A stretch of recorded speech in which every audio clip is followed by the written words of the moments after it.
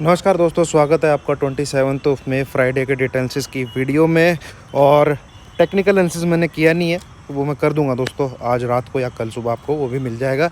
And मेरा जो क्या कहते हैं कन्विक्शन रहता है, वो मेरा टेक्निकल एनालिसिस ज़्यादा रहता है। डेटा मैं जस्ट यूज़ करता हूँ अपनी कन्विक्शन के साथ, अगर वो मुझे उस साइड दिखता है तो। अदरवाइज़ डेटा जो कहता है वो मैं हमेशा आपको, जो मेरी रीडिंग होती है बिना बायस्ड हुए आपको वही बताता हूँ।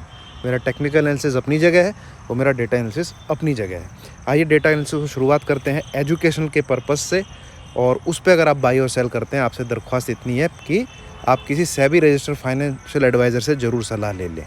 सेबी रजिस्टर्ड हो तो बढ़िया भाई, नुकसान भी होगा तो आपको लगेगा कि किसी सेबी रजिस्टर्ड से पूछा है। मैं सेबी रजिस्टर्ड नहीं हूँ और मुझे बहुत छोटी सी नॉलेज है इन चीज़ों की। आइए शुरू करते हैं। क्लाइंट क्या है, बियरिश कॉल निकाल दी है सारी, पुट भी थोड़ी बहुत निकाल ली है, स्टॉक फ्यूचर, इंडेक्स फ्यूचर सब कुछ निकालता गया। तो क्लाइंट ने आज बेसिकली अपनी पोजीशन बुलिश साइड क्रिएट की है। एफआई सुपर डुपर अच्छी खासी तेज़ी क्रिएट करके गए हैं। इंडेक्स कॉल सबसे अच्छा है।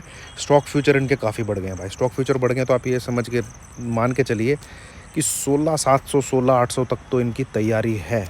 और 3 लाख से ऊपर चले गए हैं तो भैया 17,000 तक भी जा सकता है निफ्टी। ठीक है, चलिए मैं नेट बेसिस में बताऊंगा पोजिशनल भी आप कैसे प्ले कर सकते हैं। प्रोज का देखें तो प्रोज भी बुलिश गए हैं भैया।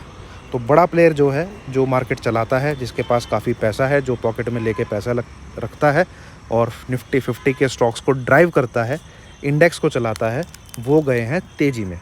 अब आइए नेट बेसिस में किस किस के पास क्या क्या पड़ा हुआ उसको एक बार जांचने की कोशिश करते हैं। ये डेटा बुलिश हो गया है, यहाँ से एफआईज हल्के हो गए हैं, बिल्कुल -5,000 कॉन्ट्रैक्ट बचे हैं। आपके प्रोज तेज़ी में आ गए हैं, क्लाइंट आपके हल्के हो गए हैं। तो ये डेटा अब जो है मंदी का जो मतलब सेल साइड का थोड़ा बहुत था, घट घट के अब यहाँ से हट गया है। इट मीन्स बड़े प्लेयर अब सेल नहीं करना चाह रहे हैं, बेसिकली मार्केट को नीचे नहीं देख रहे हैं। यहाँ पे आपके एफआईज तेज़ी में आ गए हैं। ये देख लीजिए, इन्होंने जो पोजीशन बनाई है 68 से सीधा 1,09,000, अच्छी खासी वॉल्यूम में कॉन्ट्रैक्ट बढ़ाए हैं। ये नीचे की तरफ आ गए भैया, मार्केट गिरना चाहिए, 16,400 क्रॉस नहीं होगा, क्लाइंट ये सोच रहा है। प्रोज भी तेज़ी में आ गए हैं। तो भैया ये कॉल का डेटा ही कह रहा है कल 16,500 तो आप मंडे को देख लोगे। ये कॉल साइड का डेटा कह रहा है।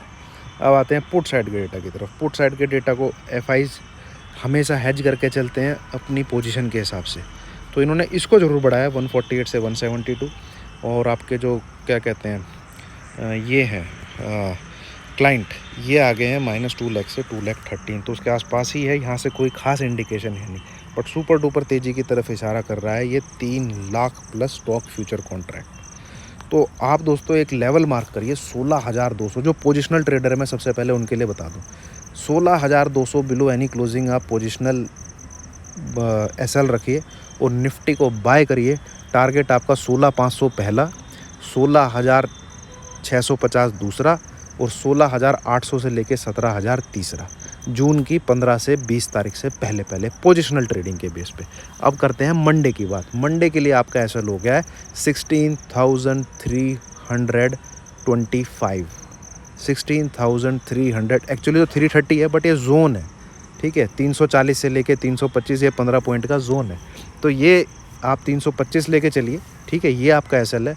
टारगेट आपका है 16,415, जो कि शायद दिख जाए, और 16,500 से लेके 16,600 के बीच में गैप फिल होना चाहिए। जो बैंक निफ्टी ने गैप फिल किया है वो निफ्टी का गैप फिल होना चाहिए। दूसरी बात, बैंक निफ्टी का मैं 2 दिन पहले ही बोल चुका हूँ, 34,800 ये नहीं टूटेगा और टारगेट है 36,500। हेड एंड शोल्डर वहाँ पे बना हुआ है, डेटा भी वही इंडिकेट कर रहा है। तो ये है crisp and short, very clear, ज़्यादा इसमें बताने की ज़रूरत है नहीं, आँखों से दिख रहा है डेटा तेज़ी का बना हुआ है। चलिए, थैंक यू वेरी मच।